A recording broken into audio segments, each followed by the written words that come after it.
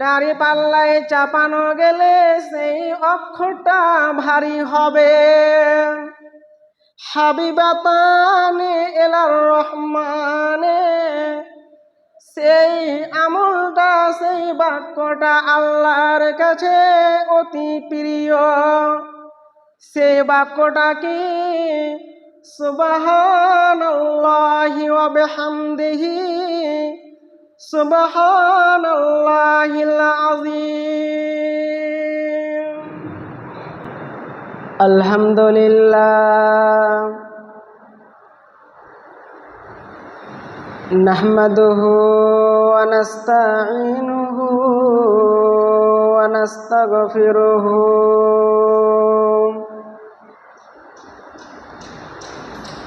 ওয়া নু'মিনু বিহি ওয়া নাতাওয়াক্কালু আলাইহি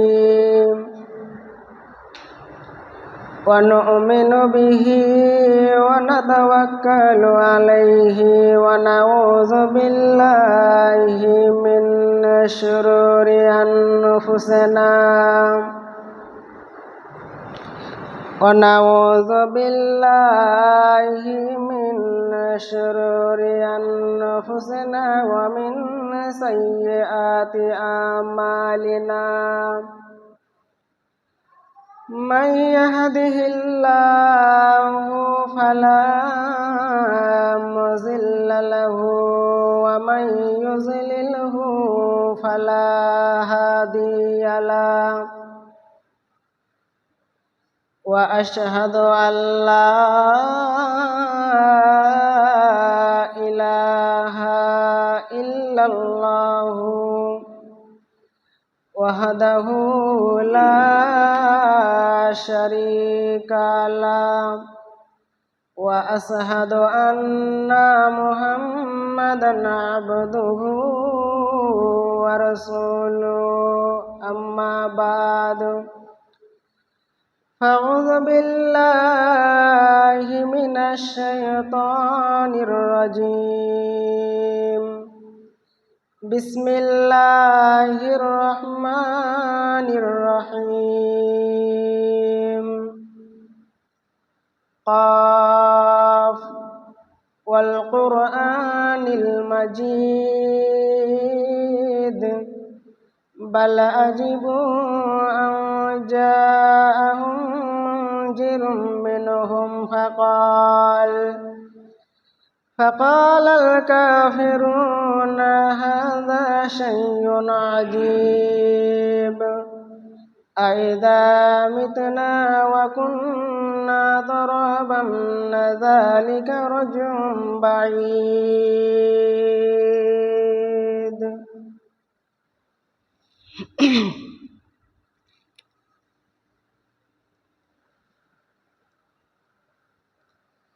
الحمد لله وحده والصلاة والسلام على من لا نبي بعد أما بعد بسم الله الرحمن الرحيم ذلك بأنهم آمنوا ثم كفروا فطبع على قلوبهم فهم لا يفقهون. عن أبي هريرة رضي الله تعالى عنه أن رسول الله صلى الله عليه وسلم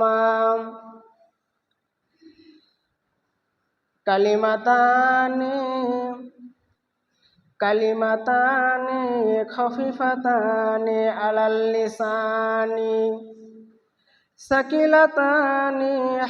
ثقيلتان في الميزان حبيبتان إلى الرحمن سبحان الله وبحمده سبحان الله العظيم. عن أبي هريرة رضي الله تعالى عنه قال ما أسفل من الكعبين মিনাল ইজারি ফিন্নার। উপস্থিত সম্মানীয় আজকের মুসাল্লিগণ, প্রশংসা গুণগান সে মহান মনিবের জন্য যিনি আজকে জুমার সালাত আদায় করার তৌফিক দান করেছেন, তাই সকলে বলি আলহামদুলিল্লাহ। দুরুদ ও সালাম বর্ষিত হোক সরকায়ে কায়নাত তাজদার মদিনা আহমদ মুস্তফা জনাবে মোহাম্মদ রাসূলুল্লাহ সাল্লাল্লাহু আলাইহি ওয়াসাল্লামের উপর। আল্লাহুম্মা সাল্লি আলাইহি আল্লাহুম্মা বারিক আলাইহি। সূরা মুনাফিকুন থেকে একটা আয়াত পড়েছি,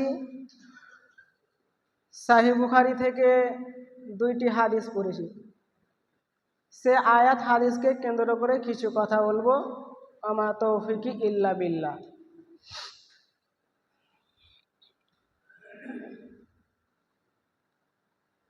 কিছুগুলো দামি দামি ইবাদত আছে, আমল আছে, যেটা খুব হালকা, খুব নরম, কিন্তু খুব দামি, যেটা ভাবতেই পারবেন না। মানে আমাদের বিশ্বাসই হয় না যে এত দামি ইবাদত, এত দামি আমল। তারপর কোন মানুষের তার অন্তরে কি আছে সেটা আমরা জানি না। এটা কেউ কারো অন্তর দেখে বলতে পারবে না। তার দেহ দেখে, দুর্বল দেখে বোঝা যাবে যে অসুস্থ হয়েছে কিবা কি হয়েছে, কিন্তু তার অন্তরে কি আছে এটা কিন্তু বোঝা যাবে না। তাহলে অন্তরের কথা বলা যাবে না, কাউকে ধারণা করাও যাবে না। একজন রাত 12টার সময় রাস্তায় মোবাইলে কথা বলছে, আমরা কেউ দেখলাম। আমাদের ধারণা যে কোনো মেয়ের সাথেই কথা বলছে এত রাতে, আবার বাড়িতে নয়। কিন্তু না, হতেও তো পারে যে অন্য কোনো কারণের জন্য কথা বলছে, কিন্তু আমরা ধারণা করে বসে থাকি। এরপর আমল করেই যাচ্ছি, ইমানদার আছি, এমন একটা কাজ করে দিলাম, এমন একটা কথা বলে দিলাম, এমন একটা গুনাহে জড়িত হয়ে গেলাম যার কারণে জাহান্নাম যেতে হবে। তারপর মুখে আমরা ঈমান আনি, অন্তরে আমরা অস্বীকার করি, যেটা হচ্ছে মুনাফিক। এমনটাও আমাদের ভিতরে হয়। এই যে কথাটি বললাম, সম্পূর্ণ আজকের জুমায় এই আলোচনাটি এখানে হয়ে গেল। এই কথাটি আজকে আলোচনা হবে। তো হাদিসের দিকে যাই। আন আবি হুরায়রা রাদিয়াল্লাহু তাআলা আনহু আন্না রাসূলুল্লাহি সাল্লাল্লাহু আলাইহি ওয়াসাল্লাম, আবু হুরায়রা বর্ণনা করেন, আল্লাহর নবী বলছেন, কালিমাতানে খাফিফাতানে, কালিমাতানে খাফিফাতানে আলাল লিসানে। দুইটি এমন বাক্য আছে যা অতি নরম, অতি সহজ, জবানে মুখে বলতে খুব সহজ। সাকিলাতানে ফিল মিজানে, মিজানের পাল্লায় ভারী হবে। দাড়ি পাল্লায় চাপানো গেলে সেই অক্ষরটা ভারী হবে। হাবিবাতানে এলার রহমানে, সেই আমলটা সেই বাক্যটা আল্লাহর কাছে অতি প্রিয়। সেই বাক্যটা কি? সুবহানাল্লাহি ওয়া বিহামদিহি সুবহানাল্লাহিল আযীম। এই বাক্যটা আল্লাহ নবী অন্য জায়গায় বলছেন, কোন বান্দা যদি সকালে এই বাক্যটা সুবহানাল্লাহি ওয়া বিহামদিহি 100 বার যদি বলে, আর সন্ধ্যার সময় যদি 100 বার বলে, তাহলে আল্লাহ নবী বলছেন রোজ কিয়ামতের দিন তার তুলনায় তার চাইতে উত্তম আমল নিয়ে কেউ হাজির হবে না। সেই আমলটা এত দামি, এত মূল্যবান। অন্য জায়গায় আল্লাহ নবী বলছেন, যদি প্রতিদিন কেউ বলে সুবহানাল্লাহি ওয়া বিহামদিহি, তাহলে তার গুনাহগুলো আল্লাহ ক্ষমা করতে থাকবেন। এটাও বলছেন, যদি তার গুনাহ সমুদ্রের ফেনার সমতুল্য হয়, তবুও আল্লাহ এই বাক্যটা বলার কারণে তার গুনাহগুলো মাফ করবে। আমাদেরকে বলতে হবে, এমনকি ঘুমাবার সময়ও বলতে হবে এত দামি বাক্য সুবহানাল্লাহি ওয়া বিহামদিহি সুবহানাল্লাহিল আযীম। যেটা বক্তব্যের প্রথমেই বললাম, যে এমন কিছু আমল আছে খুব ছোট, খুব নরম সহজ, কিন্তু তার দাম অনেক। এটা আন আবি হুরায়রা রাদিয়াল্লাহু তাআলা আনহু আন্না রাসূলুল্লাহ সাল্লাল্লাহু আলাইহি ওয়াসাল্লাম কল, আল্লাহ নবী বলছে, আবু হুরায়রা বর্ণনা করেছেন, ইয়াকুম ওয়াজ্জান ফাইন্নাজ যান্না আকযাবুল হাদিস। বিশ্ব নবী বলছেন, বান্দা উম্মত, তোমরা ধারণা করা থেকে বেঁচে থাকো, কেননা ধারণা করা হলো একটা বড় মিথ্যা। তুমি যেই মানুষকে দেখবে, তুমি যেই মহিলাকে দেখবে, যে অবস্থায় দেখো না কেন, তাকে খবরদার ধারণা করবে না, যেহেতু অন্তরের মালিক তুমি নও, তার অন্তরে কি আছে তুমি বলতে পারবে না। আল্লাহর নবী রমজান মাসে ইত্তেকাফের ভিতরে আছেন। এমন সময় আল্লাহ নবীর বিবি সাফিয়া রাদিয়াল্লাহু তাআলা আনহা আল্লাহ নবীর সাথে দেখা করার জন্য রাত্রে মসজিদে আসলেন।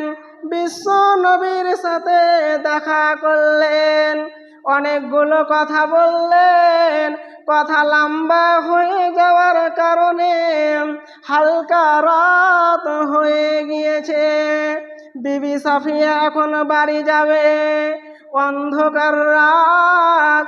বিবি সাফিয়া বলছে, ও দয়ার নবী গো, অন্ধকার হয়ে গিয়েছে, অনেক রাত হয়ে গেছে, আপনি যদি আমাকে হালকা আগিয়ে দেন তাহলে আমার যাওয়াটা ভালো হবে।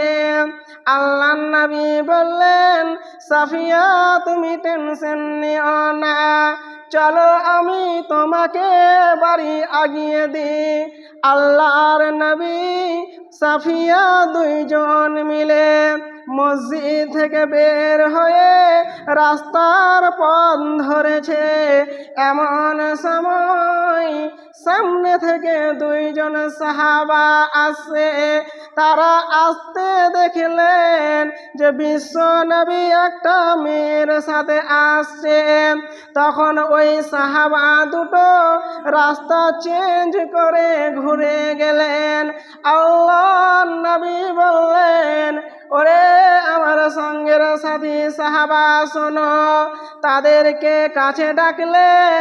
আল্লাহ নবী গেলেন, গিয়ে আল্লাহ নবী বললেন, এই মেয়েটা হলো আমার বিবি সাফিয়া।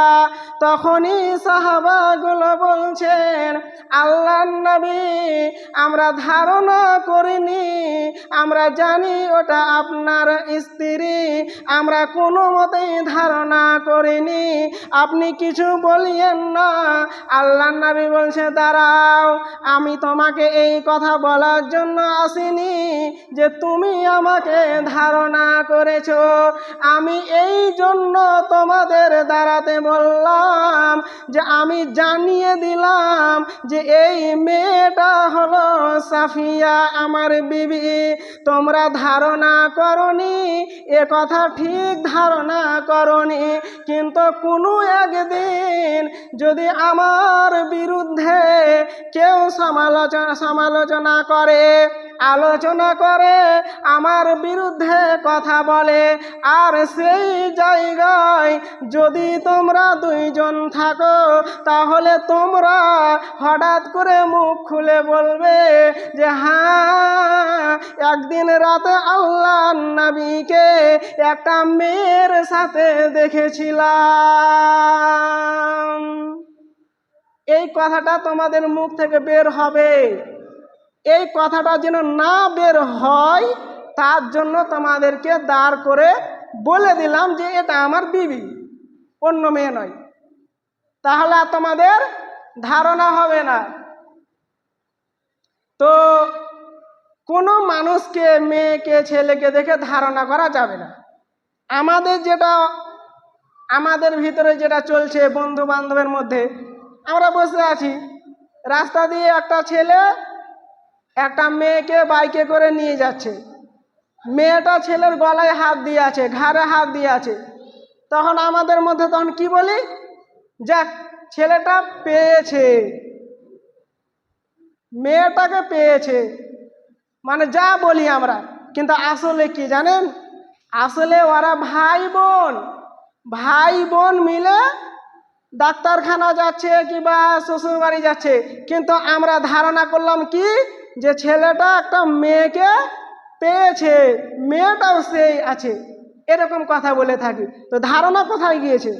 আর আসলে কি, তারা ভাই বোন, ঘাড়ে হাত দিয়ে যেতেই পারে, ভাই বোন আছে, কিন্তু ধারণা আমাদের এইরকম।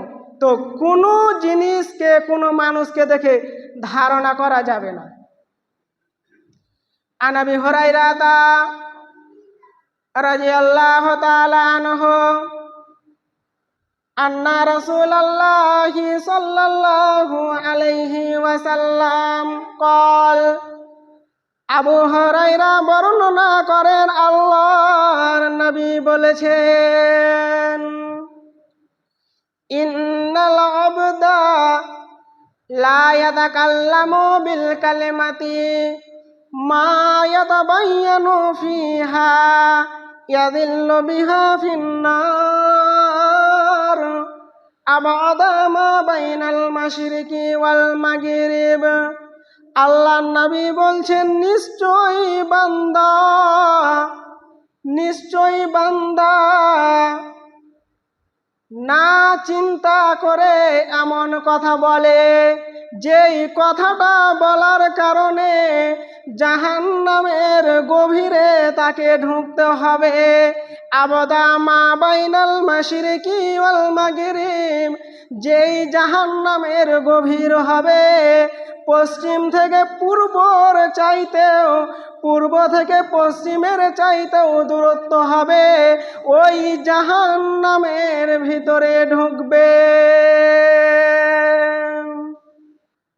মানে এমন কোনো একটা কথা বললেন, যে কথাটা বলার কারণে মানে বলতে চাইছে যে আমল করছি, নেক আমল করছি, সৎ আমল করছি, কিন্তু এমন কথাবার্তা বলছি যেটা কুফরি, যেটার কারণে আমাদেরকে জাহান্নামের সবচাইতে নিচে চলে যেতে হবে আস্তে আস্তে।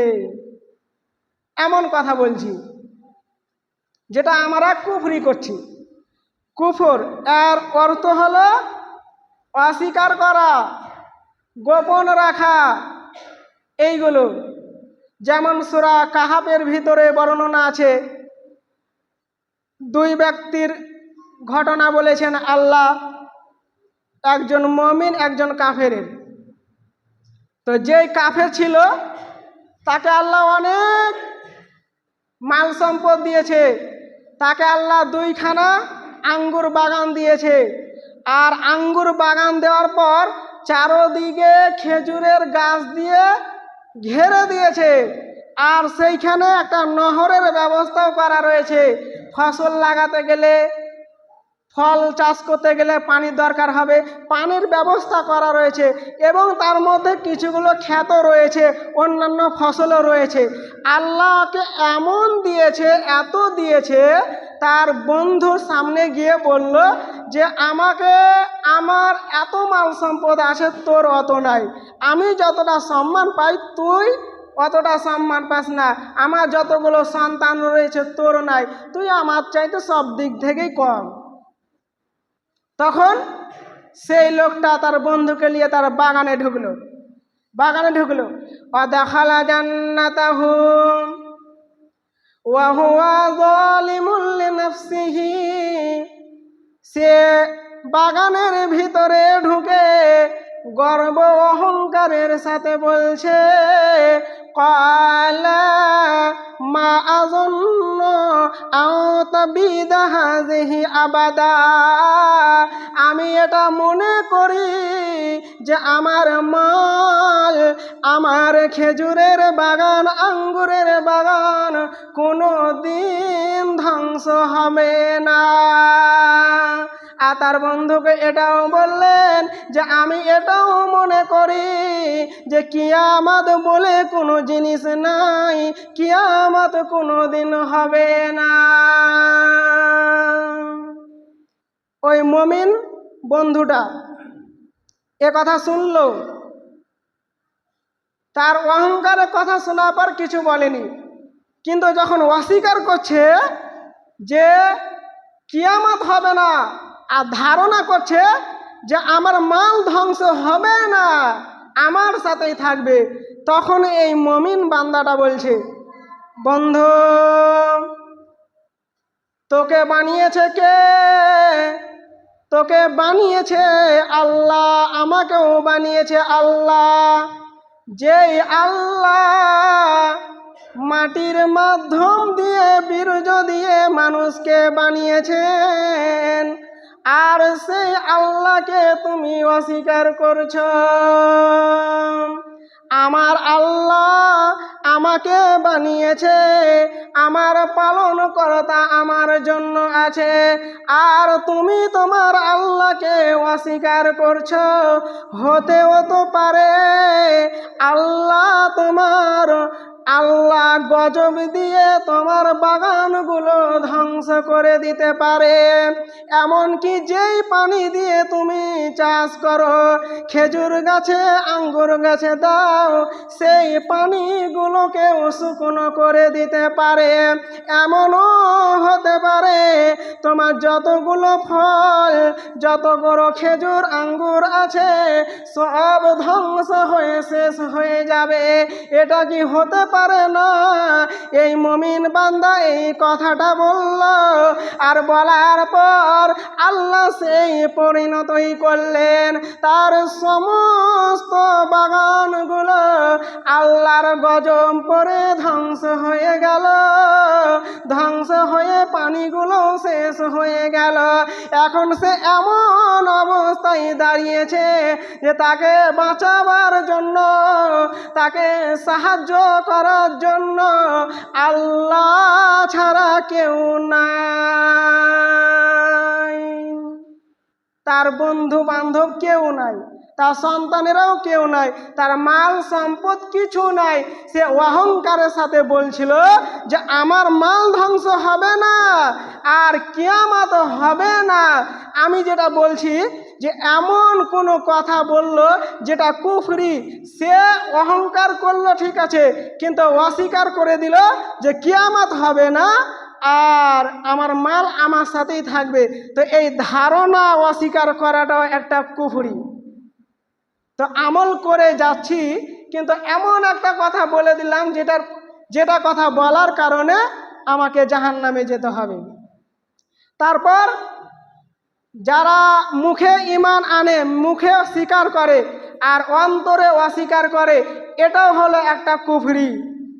যেমন যারা মুনাফিক হবে, তারা আপনার কাছে আসবে, মুমিনের কাছে এসে বলবে আমরা আল্লাহর উপর ঈমান আনি আর মুহাম্মদ সাল্লাল্লাহু আলাইহি ওয়াসাল্লামকে মানি। আল্লাহর নবীর কাছেও এরকম লোক এসেছে, তারা হচ্ছে মুনাফিক। আমার কাছে এক কথা বলে আপনার কাছে আরেক কথা বলবে। ওই জন্যই তো আল্লাহ বলছেন যালিকা বিআন্নাহুম সুম্মা কাফারু ফাতাবিআ আলা কুলুবিহিম কুলুবুহুম লা ইয়াফকাহুন। ওরা ঈমান এনেছে, ঈমান আনার পরেও বেঈমানি করেছে, যার কারণে আল্লাহ তাদের দিলের ভিতরে মোহর মেরে দিয়েছে, যার কারণে, যার ফলে তারা বুঝতে পারে না যে আমরা কি অন্যায় করেছি, আমরা মুনাফিক হয়ে আছি, যার কারণে তারা বুঝতে পারে না, মোহর মেরে দিয়েছে। আন আবি হুরায়রা রাদিয়াল্লাহু তাআলা আনহু আন্না রাসূলুল্লাহি সাল্লাল্লাহু আলাইহি ওয়াসাল্লাম قال ইন্নাল্লাহা ইয়াগফিরু ওয়া গায়রাতুল্লাহি আইয়াদিয়াল মুমিনু মা হারামাল্লাহ। আল্লাহর নবী বলছেন আল্লাহ তাআলার আত্মমর্যাদা আছে। আল্লাহর মর্যাদাটা কি হলো? আইয়াতিয়াল্লাহু মা হারামাল্লাহ। আল্লাহ বলছেন জানো ও মুমিনের দল, জানো তোমরা হারামাল্লাহ, হারাম গুনাহে লিপ্ত হবে না। আজ মানুষের ভিতরে ঈমান শেষ হয়ে গেছে, মানুষ দুর্বল হয়ে গিয়েছে, মানুষ বখিল হয়ে গিয়েছে, মানুষ গরু ছাগলের মতো হয়ে গেছে। না হলে আজ মানুষকে দেখেন অধিকাংশ বাড়িতে সুদের ব্যবসা চলছে, যেটা আল্লাহ হারাম করেছে। সুদের ব্যবসা চলছে। মা হারামাল্লাহ, তোমরা হারাম গুনাহে লিপ্ত হয়েও না। মানুষ যদি চালাক হতো, মানুষ যদি আল্লাহকে ভয় করত, তাহলে এমন সুদের গুনাহে যেত না, যে কোনো হারাম গুনাহে মানুষ লিপ্ত হতো না। মানুষ এত কোরআন, এত হাদিস শোনার পরেও পরিবর্তন হয় না। মানে আল্লাহ বলছেন শুনেও শুনে না, দেখেও দেখে না, বুঝেও বুঝে না।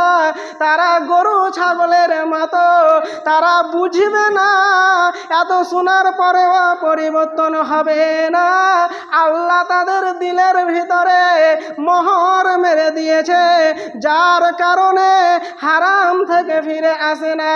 আর যেই গুনাহগুলোর কারণে আল্লাহ রোজ কিয়ামত দিন জ্বলন্ত আগুনের ভিতরে দেবে।